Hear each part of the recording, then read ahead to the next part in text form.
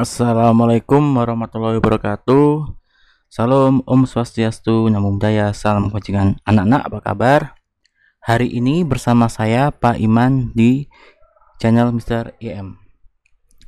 Pada kesempatan ini kita akan membahas tentang upaya mengatasi pelanggaran HAM, yang mana subbab materi ini masih ada kaitannya dengan materi minggu lalu yang berjudul ini ya, kasus pelanggaran HAM. Kemarin kita sudah membahas tentang seperti apa sih kasus pelanggaran HAM itu, konsepnya. Ini adalah, pada bahasan ini kita akan membahas tentang upaya mengatasi pelanggaran HAM. Namun sebelum Pak Iman menjelaskan materi pada video ini, kita berdoa terlebih dahulu agar kita mendapatkan keberkahan dari Tuhan Yang Maha Esa dan ilmu yang saya sampaikan bisa kalian pahami dengan baik. Berdoa menurut agama dan keyakinan kita masing-masing. Pak Iman persilahkan.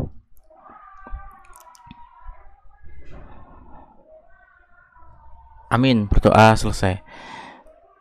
Sebelum Pak Iman memulai materi ini, Pak Iman selalu mengingatkan agar tetap mematuhi protokol kesehatan, hormati guru dan orang tua kalian, dan menyiapkan peralatan yang kalian punya seperti bukunya, alat tulisnya, internetnya, dan lain sebagainya. Langsung saja, upaya mengatasi pelanggaran HAM. Ketika kita berbicara HAM dan KAM, maka dapat kita simpulkan bahwasanya ada yang namanya perbuatan dan pelanggaran HAM. Perbuatan ini dapat dikatakan adalah sesuatu yang positif. Ketika sesuatu yang positif itu harus dilakukan suatu caranya adalah kita menganalisis dengan 3 hal, yaitu nilai dasar, nilai instrumental, dan nilai praksis. Ingat, nilai dasar, nilai instrumental, nilai praksis ini adalah cara, ibarat suatu cara untuk menganalisis suatu perbuatan. Jadi ibarat air nih, ada air bersih, ya kan? Air bersih ini diapain? Apakah kalian buat minum, buat masak, atau buat menyiram tanaman? Nah, ini kan perlu dibahas, ya kan? Dan dibedakan. Nah, kalau perbuatan, maka menganalisisnya dengan 3 cara, yaitu nilai dasar, nilai instrumental, dan nilai praksis, yang mana 3 nilai ini sudah Pak Iman jelaskan di materi minggu kemarin. Selanjutnya, ketika sudah ada perbuatan, maka ketika ada positif, maka ada yang namanya pelanggaran. Pelanggaran HAM ini dapat dikatakan sesuatu yang negatif. Nah, ketika ada sesuatu yang negatif kan perlu dilakukan suatu upaya. Ibarat air kotor, ya kan? Ini harus ada upaya biar air itu dapat digunakan. Apakah air kotor itu kalian buat minum, kalian buat cuci baju, atau buat menyiram tanaman? Ini yang harus dipahami terlebih dahulu dan harus dibedakan.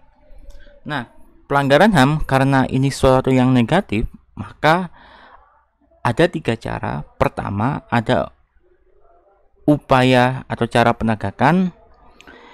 Yang kedua ada cara penanganan, dan yang ketiga adalah adanya partisipasi masyarakat. Jadi ketiga hal ini, upaya penegakan, upaya penanganan, dan partisipasi masyarakat ini ibarat suatu cara untuk mengatasi pelanggaran HAM, yang mana pelanggaran HAM ini pasti berujung negatif, ya. Itu. Jadi pahami konsep dasar dari ini semua.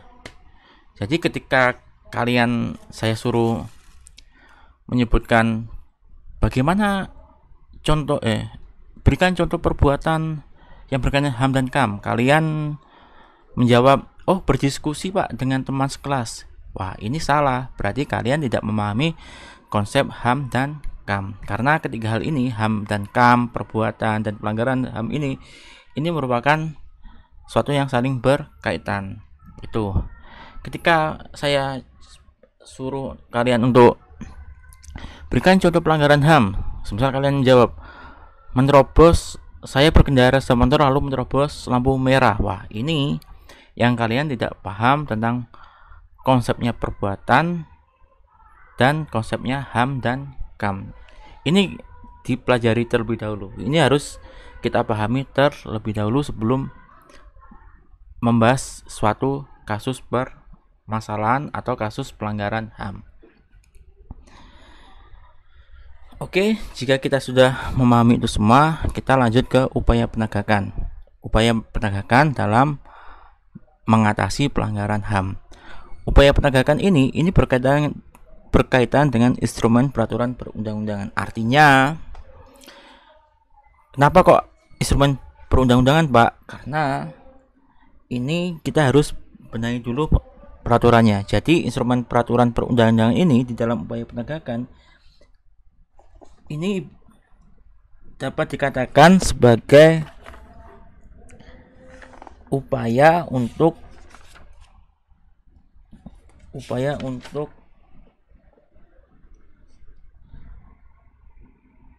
melihat apakah pelanggaran HAM yang telah dilakukan itu masuk di pasal berapa sih, di peraturan yang mana sih. Ini merupakan contoh upaya penegakan. Jadi itu ya, jadi upaya penegakan itu ya melihat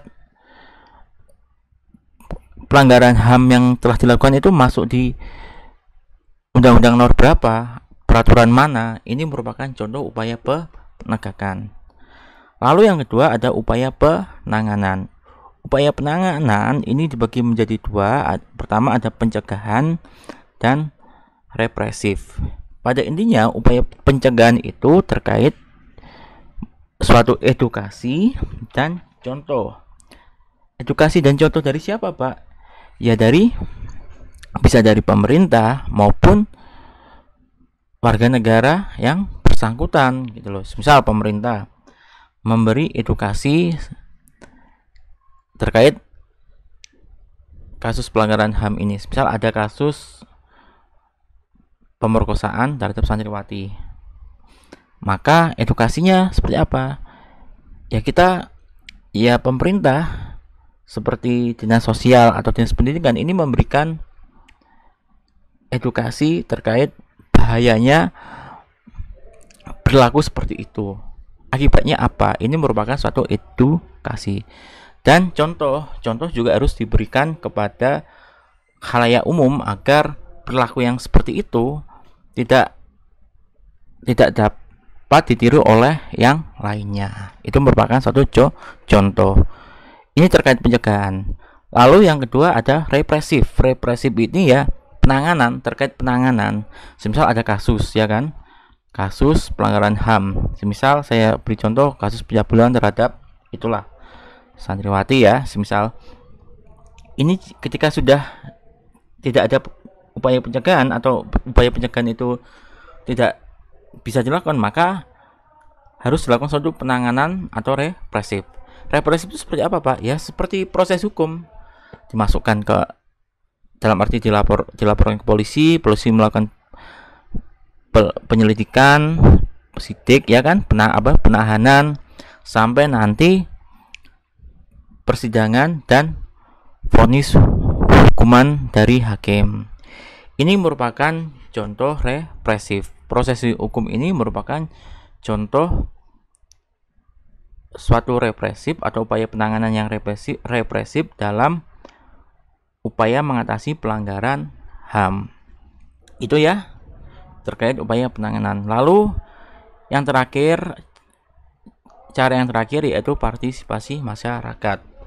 Partisipasi masyarakat ini maksudnya adalah ketika ada suatu kasus itu masyarakat bisa membantu. Misal ada kasus nih pencabulan ya santriwati, misal ini masyarakat bisa memberi suatu atau membantu suatu kasus tersebut dengan cara misal ketika polisi perlu suatu bahan atau memperkuat bukti-bukti dalam lidik, ini masyarakat bisa membantu dengan cara memberi suatu kesaksian mereka ya kan, bisa membantu misal baik tadi ya contoh partisipasi masyarakat, misal masyarakat bisa membantu pihak yang berwajib untuk mengumpulkan bukti-bukti yang ada pada suatu kasus pelanggaran. Misal kasus pencabulan ya di daerah itu, di daerah X. Nah, masyarakat sekitar ini bisa memberikan kesaksian, misal, oh iya Pak, saya pernah melihat pelaku mondar-mandir membawa wanita, misal. Yang kedua, oh ternyata aktivitasnya rame-rame saja Pak, tidak ada tudingan yang seperti yang ditudingkan oleh korban. Ini masyarakat bisa memberikan suatu kesaksian. Yang kedua, masyarakat bisa membantu dalam penanganan, dalam mengatasi pelanggaran HAM. Misal ada kasus pencabulan ya, misal ini masyarakat ketika ada penggerebekan bisa mengamankan, misal jalannya ini rame, ada polisi misal ya, ini bisa membantu mensterilkan pengguna jalan yang lain agar pihak yang berwenang bisa menjalankan tugasnya dengan baik. Ini merupakan contoh partisipasi masyarakat dalam upaya mengatasi pelanggaran HAM. Jadi dipahami konsepnya ya. Saya ulang lagi, HAM dan KAM, ini ada perbuatan, ini ada pelanggaran HAM. Perbuatan HAM itu ada rumusnya, pertama nilai dasar, nilai instrumental, dan nilai praksis. Kalau pelanggaran HAM karena itu suatu negatif, maka rumusnya harus ditegakkan, ditangani, dan dibantu oleh masyarakat. Jangan sampai kebalik ya. Semisal kalian, saya memberi tugas ke kalian perbuatan nih, kalian menganalisanya dengan upaya penegakan, penanganan, dan partisipasi masyarakat. Ini salah, tidak sesuai dengan rumus. Terus semisal ada lagi, saya memberi tugas kalian adalah mencari contoh pelanggaran HAM. Kalian menganalisanya dengan nilai dasar, instrumental, dan praksis. Ini salah, karena tidak sesuai dengan rumusnya. Jadi pahami dulu konsepnya dengan baik sebelum kalian menganalisa suatu kasus pelanggaran HAM. Begitu ya.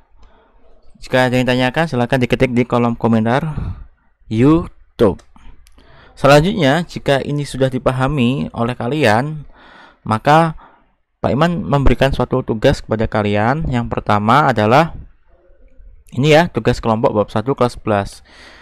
Buatlah kelompok yang mana satu kelasnya ada 6 kelompok. Jadi satu kelasnya ada 6 kelompok. Pak, bagaimana pembuatan kelompoknya? Terserah, bisa urut absen atau sesuai dengan request kalian sendiri. Tapi saran saya adalah usahakan yang merasa pintar jangan berkumpul dengan yang pintar saja. Artinya yang lain yang males tolong diikutkan dalam satu kelompok. Artinya kalian harus mengayomi satu dengan yang lainnya. Lalu ketika sudah membuat kelompok, maka carilah satu kasus pelanggaran HAM di internet. Kalian cari tuh. Yang jadi permasalahannya adalah di internet banyak sekali kasus, tapi permasalahannya belum tentu kasus itu kasus pelanggaran HAM. Jadi pastikan benar-benar kasus itu pelanggaran HAM. Jika kalian sudah mencari kasus, maka yang harus kalian lakukan pertama atau yang A adalah merangkum kasus tersebut minimal 2 paragraf. Yang B, siapa saja yang terlibat dalam kasus tersebut dan sebutkan perannya. Semisal yang terlibat ada 5, A, B, C, D, E. Si A, si B, si C, si D, si E. Si A ini sebagai apa dan perannya apa dalam kasus tersebut. Begitu juga dengan si B. Si B ini perannya apa, sebagai apa dan perannya seperti apa. Ini harus kalian jelaskan di tugas ini. Lalu yang C, apakah termasuk pelanggaran HAM berat atau ringan? Kalian tulis. Oh, misal pelanggaran HAM berat, ditulis alasannya ya. Lalu yang kedua, yang D adalah hak asasi apa yang sudah diambil. Kalian tulis tuh, ya kan? Yang ke E, lalu bagaimana upaya penanganan dalam mengatasi pelanggaran HAM tersebut? Saya ulangi lagi, upaya penanganan. Jadi tadi ya, upaya mengatasi pelanggaran HAM, ada upaya penegakan, upaya penanganan, dan partisipasi masyarakat. Nah, yang saya minta ini adalah upaya penanganan. Pastikan upaya penanganan ya. Ini harus kalian jelaskan. Upaya penanganan kan ada banyak, ada 2 kan. Nah, itu kalian jelaskan. Yang misal ada yang A, yang B. Upaya penanganan A ini, B ini, gitu ya. Lalu, apakah partisipasi masyarakat bisa membantu mengatasi pelanggaran HAM? Jelaskan. Jadi, partisipasi masyarakat itu bisa membantu mengatasi pelanggaran HAM nggak sih? Kalau nggak bisa, tolong jelaskan. Kalau bisa, jelaskan juga. Lalu, bagaimana seharusnya partisipasi masyarakat yang baik agar dapat meminimalisir kasus pelanggaran HAM tersebut? Jadi, agar pelanggaran HAM yang kalian tulis itu biar tidak terjadi, ini bagaimana seharusnya partisipasi masyarakat yang baik di dalam kasus tersebut? Ini harus kalian diskusikan, harus kalian tulis di tugas kalian. Lalu ketika kalian sudah mendiskusikan dan menganalisis ini semua, maka langkah yang terakhir adalah mengetik di kolom komentar pribadi GCR lalu mark as done. Untuk yang poin 3 ini silahkan perwakilan saja, diketik kolom komentar pribadi lalu mark as done. Yang lainnya tidak usah mengetik dan mark as done. Jadi yang lain diam saja. Nanti formatnya adalah nama kelompok, kelas, dan analisanya sesuai dengan tugas kelompok ini. Begitu ya yang bisa saya berikan. Jika ada yang ditanyakan, silahkan diketik di kolom komentar YouTube. Dan selamat mengerjakan. Terima kasih untuk hari ini. Pak Iman akhiri. Terima kasih. Akhir kata, wassalamualaikum warahmatullahi wabarakatuh. Salam Om Santi Om Namo Buddhaya. Salam kebajikan. Tetap semangat belajar menuju Indonesia yang kuat dan sehat. Terima kasih.